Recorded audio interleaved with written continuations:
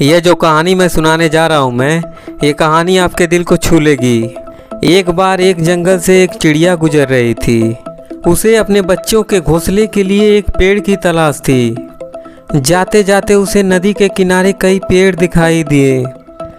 उसने एक पेड़ के पास जाकर उससे कहा, हे पेड़, बारिश का मौसम आने वाला है। क्या मैं और मेरे बच्चे आपके शाखाओं पर घोंसला बनाकर शरण ले सकते हैं?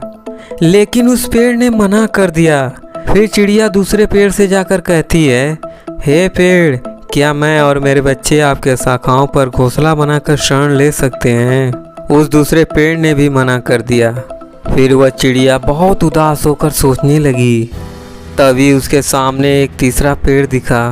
फिर वह चिड़िया तीसरे पेड़ के पास जाकर प्रार्थना करने लगी और तीसरा पेड़ मान जाता है और चिड़िया खुशी खुशी घोंसला बनाकर अपने बच्चों के साथ रहने लगती है।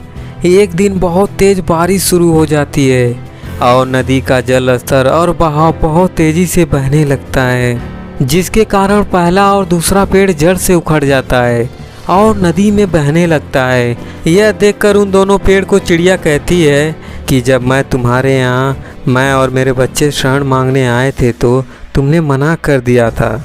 आज तुम्हें तुम्हारे रूखे स्वभाव का फल मिल रहा है। इसका जवाब पेड़ ने मुस्कुराते हुए दिया।